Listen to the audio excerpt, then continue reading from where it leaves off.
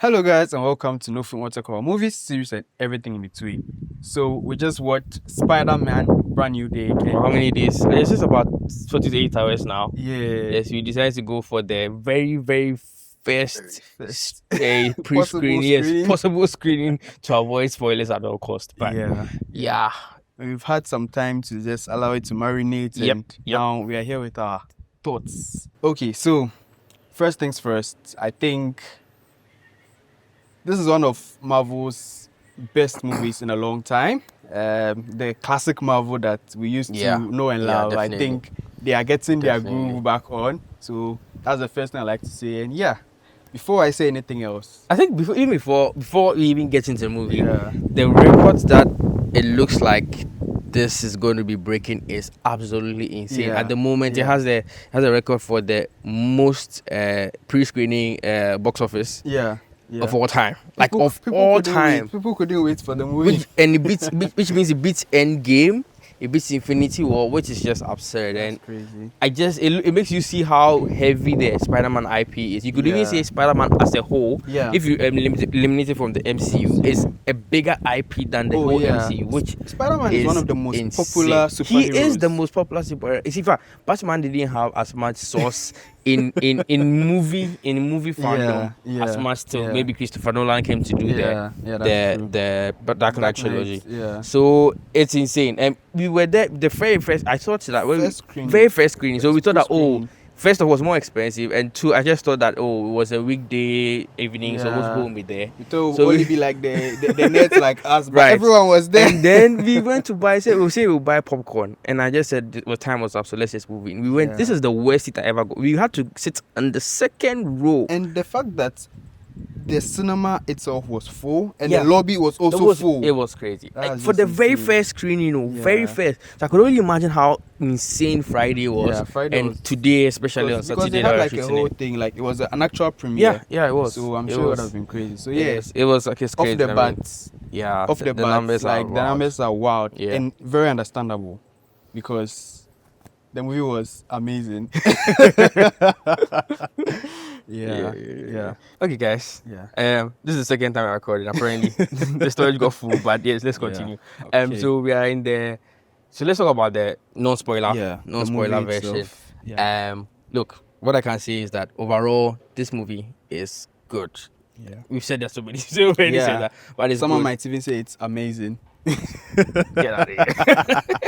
Anyway, yes, it's good. It's a great story. The story itself, there's a through line thematic element which I think went throughout the whole movie. The acting was extremely good. The visuals, I think we mentioned that Destin Daniel Craig, you can clearly see that he had a direction that he wanted to go. You did mention things about the game that there was inspiration for. So I think one thing I really liked about the movie is that this movie is sort of a culmination of all the Spider-Man content we've had. So from the Tobey movies to the Andrew Garfield movies, and even the Insomniac PS5 games. So the Tobey movie, Tobey one was Spider-Man 2. The story it had a little bit of a through line. But this time it was the other way around. It was now more about Spider-Man.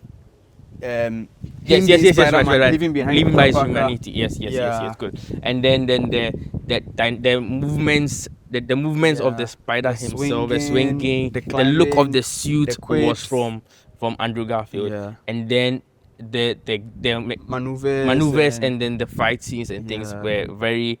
They look like the game, which was amazing. I mean, so they picked all the best parts from all the Spider-Man, put it together, and you can clearly see it was just beautiful. So visuals was amazing. Like, there was colors were popping, and again, I think we did also mention that even though, unfortunately, in our part of the world, our screens are not great.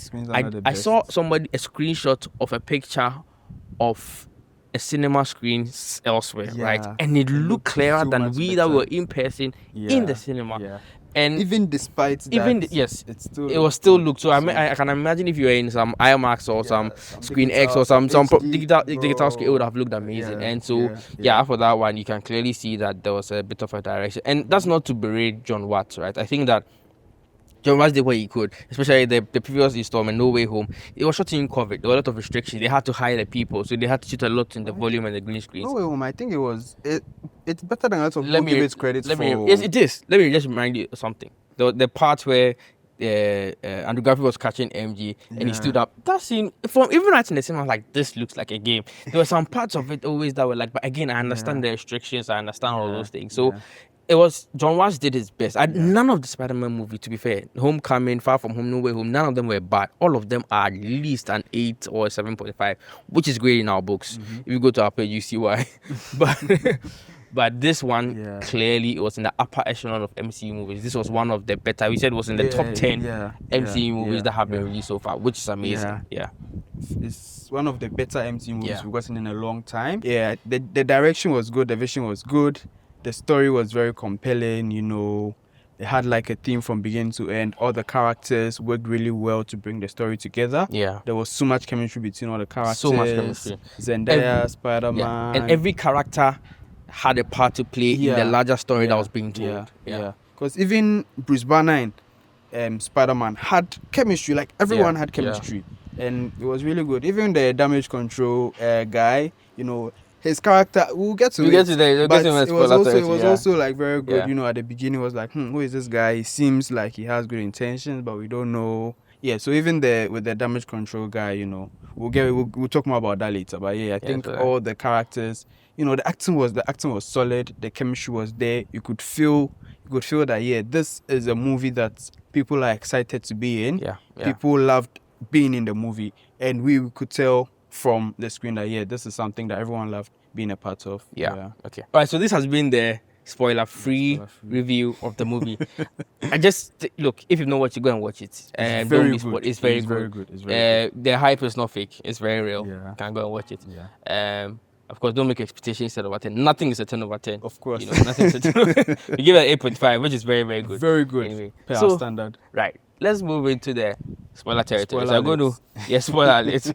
We're going to move into, the way we do it, story, characters, acting, and then visuals and production, ending, and the execution of each genre. Story. It's so annoying, you have to do this again. But okay, let's do this. So, clearly, there was a thematic element of Peter being in a very dark place because he's lost all his human connection. The ramifications of the previous movie were clearly present here. And so there was there's an obvious turmoil within him. Like he wanted to, approach the people that he knows, but he's also afraid that he'll put them in danger by doing that, especially because of what happened to Aunt May in the previous movie. So he was suppressing his human side and then just being Spider-Man in person, right?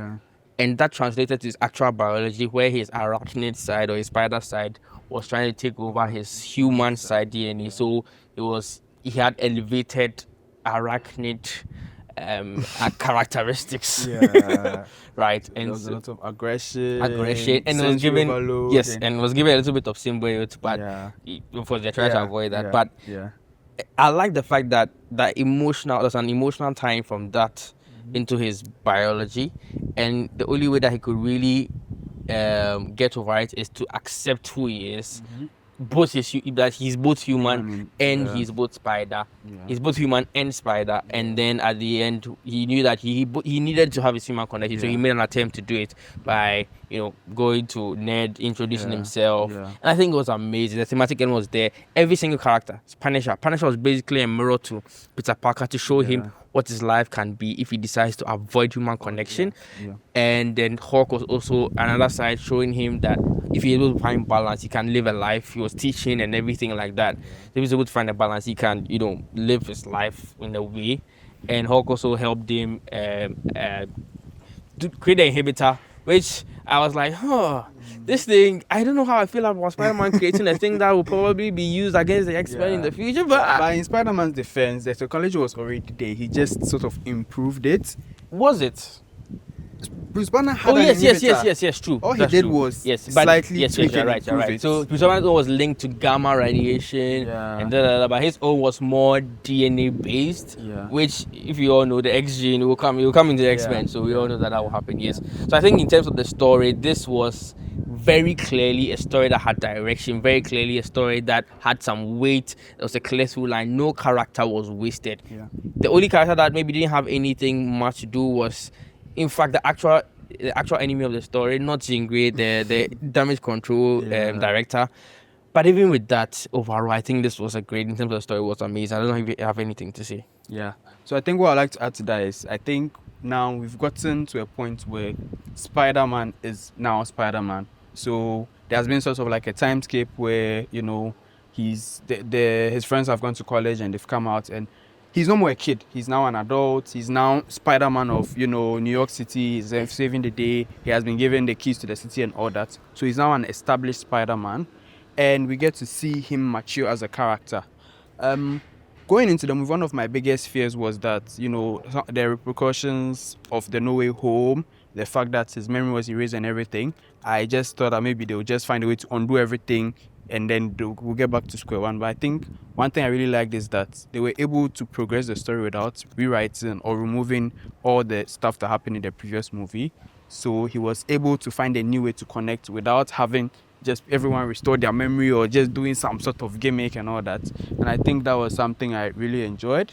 But I think the story was very good. It was very emotional. You know, this was a time where, as opposed to the previous movie where he had the other Spider-Man coming in his time of weakness, showing him that sometimes you have to forgive, you have to move on, and helping him to grow as a character. Right now, he has grown and he has matured as a character, and it is his turn to also help someone else, a younger person, to, you know, reach that point where he's sort of like a mentor or someone to look up to. Again, somebody said is essentially he's now moved from Spider-Boy to Spider-Man in this movie, which was a good way of putting it together.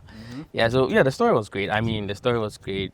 Clearly, he's wearing a Marvel shirt, so obviously you can tell he was very but yes, overall, I think the story was great. We'll get to the characters where we'll talk about some of our guys, but overall, in terms of the story itself and the thematic elements throughout the story, it was well executed and the characters served the purpose. And talking about characters, let's get into it. I think every character did amazing. I think that John Bernthal's Punisher and Peter Parker are probably one of my favorite duos together. And apparently, during Tom Holland's audition, John Bernthal helped him do it.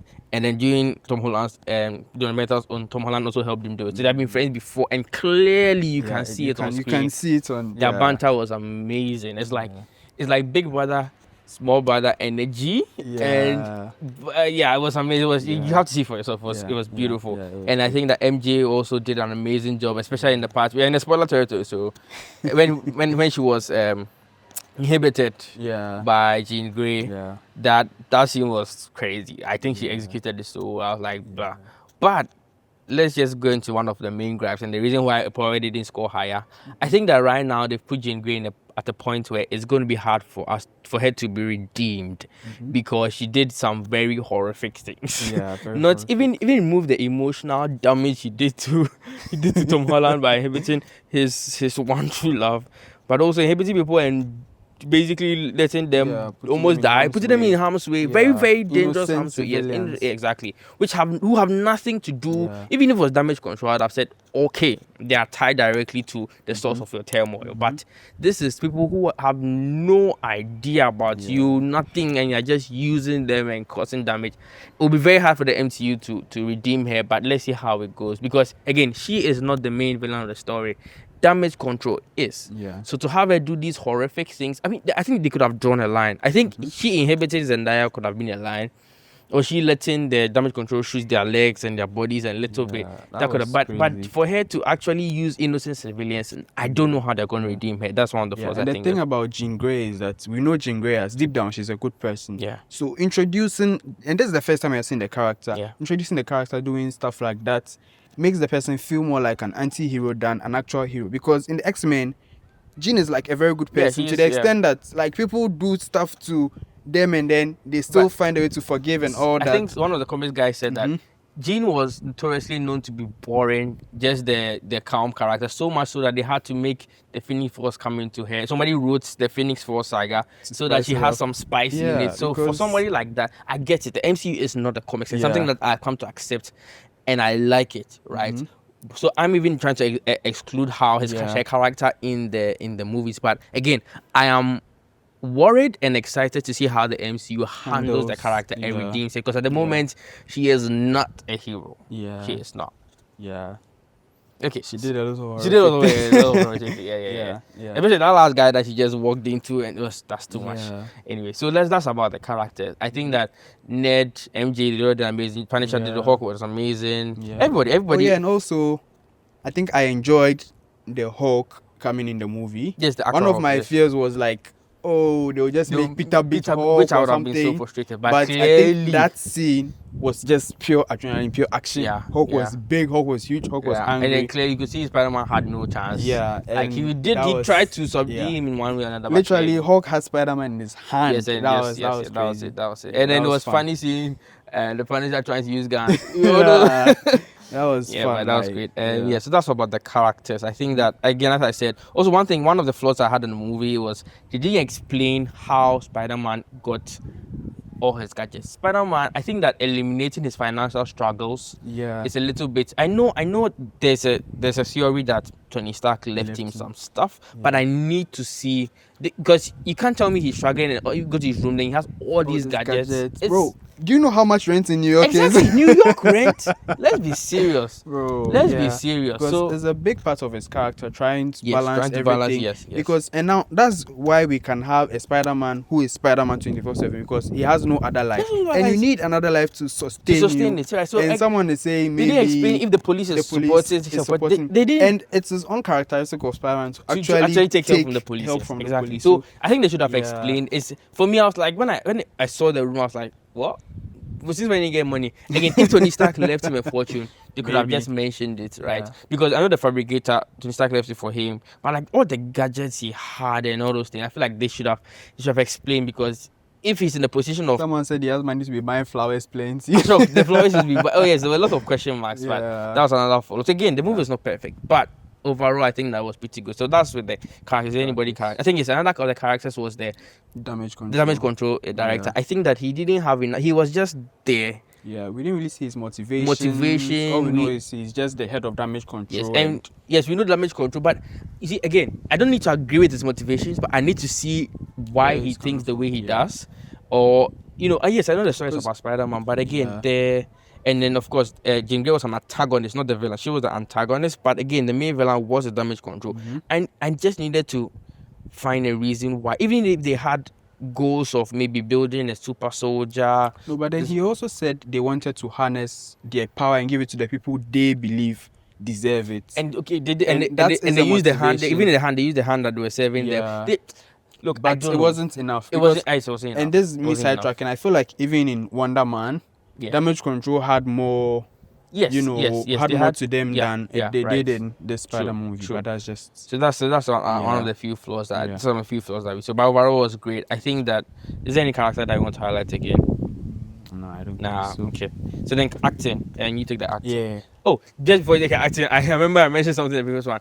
Okay, so this acting, I think that a lot of people say that this is Tom Holland's best role as Peter Parker, Spider-Man. Yeah. I don't think so. I think he did an amazing job, A+, whatever. But I do think that No Way Home was peak acting because of where the story had to take him to. Yeah. The story took a lot from him in that movie, taking Aunt May from him, right? So he was allowed to really show the extremities of how he can be emotionally damaged. Yeah. This movie did show certain parts when Zendaya said I didn't love you and things. That one was more heads to us than I think that yes. But again, in terms of peak Spider-Man acting, I think that No Way Home did a bit better. But this nonetheless, this was also very, very good. I could see in his face, when he said I don't love you, like he didn't want to overreact. He was just there like No, just going through it. The man was going and the cinema reaction was just go. Yeah, it was good. Yes, did you go? Yeah, the cinema reaction was good. Yeah, did you go? I think now Spider-Man has had so much time with the character that he has been able to completely embody it. Yeah. And it wouldn't be a hot take to say he's now basically the best Spider-Man actor now because he has had so much time, so I don't much want to say experience, so but many he said it. movies. Yeah, I didn't say. I said it will not be a hot take to say it. Okay, I'm saying it. I'm saying it now. He's the best Spider-Man. Yeah. Yeah, but Tom Holland aside, the acting was phenomenal. I think Zendaya, as we've already mentioned, even with Nate, with the Punisher, John Bethel, with Sadie Singh, Jean Grey. Sadie Singh was great. Like we could actually feel the pain. We could feel the anger. Yeah. We could. Yeah, I think the acting was great. The acting was really great. The chemistry on screen was very good. And it progressed, the entire story and the plot forward. That was very well done. So that's about the acting, right? Yeah. Visuals and production. I think we've talked about it. This is the best looking Tom Holland Spider-Man movie. I think that the swinging was great, and the attack maneuvers, bro. And clearly you can see that they went to do. Tom Holland said he did a lot of research into what. Okay, that's not even up to the visual effects. But again, Daniel Destin Craig. Oh, Charlie, I think I'm butchering the name. Dustin Daniel Craig, yes. Dustin Daniel Craig was amazing. Clearly, you could see his fingerprint. I can tell that he knows who Spider-Man is. Again, no shade to John Watts. John Watts did an amazing job. Handling Spider-Man is not an easy task. He is one of the most beloved IPs in the world. So it's a very difficult task. Like handling James Bond. Like some of those characters are just very hard. So anybody who takes it on the task is going to be a very hard task, right? So he did well, but I think that this new direction, I love it. His the vibrancy, and again, even though we said that the cinema self didn't do it justice, it was still looking quite good. And and we had a bar seat on top. Yeah, but Charlie, I was turning my head there, but it was not bad. It was still great, and the direction and the thematic elements, there was like. The fight scenes were great. The suit was looking amazing. The hand was just cool. The hand was so cool. Yeah, it was giving. It's in my mind. If you think about the hand, that's what I'm supposed to see. Like martial arts. It was great. I think that the visuals of production, the score. So the one thing I'm worried about the score is a lot of this was melancholy. Mm-hmm. So they used the main Spider-Man theme, but they added a lot of melancholy notes using the piano to sort of do minor notes instead of the major notes in the main theme, which was great. I think that it worked for the story, and then it was amazing. And at the end, you see the main score comes up with all the horns and everything. I think it was amazing. I probably have to go watch it again to remember exactly where those things happen. But again, as a musician, I always watch value. Yes, exactly. Yeah, it really does. As a musician, sometimes I want to make sure people appreciate the score because sometimes people just forget about it. But like the main component of why sometimes a movie experience is great and it goes unnoticed. So just thought to mention that. So again, visual production, no notes. It's really great. Yeah, I don't think I saw any particular CGI blunders. Of course, we won't even see it on our screen. I'm not throwing shade to this one. I just saw some screenshots of a screen and it was looking much better than what we saw in person. Think my rule is that if you don't notice any bad effects, then the effects is good. Yeah, that's it. But if you notice, that means something. Something. So the effects was good. So overall, again, we gave it an 8.5 out of 10. Solid. Yeah. Solid. Final. Give you a final thoughts then. So I think overall, genre execution. This is a Spider-Man movie. Through and through. It is Spider-Man movie through and through. If you love Spider-Man, if you don't love Spider-Man, you're going to enjoy the movie. Yep. Like, the movie was enjoyable. If you can watch it in the cinema, please do so because, the energy in the cinema too was great. The movie is good. You're just going to have a good time and you want to watch it again. So I think, no notes. Yeah, no notes. Like, the movie was good. Yeah. There are just a few things, Yeah, a few blunders, but aside that, I think the movie was very good. Tom Holland did a great job.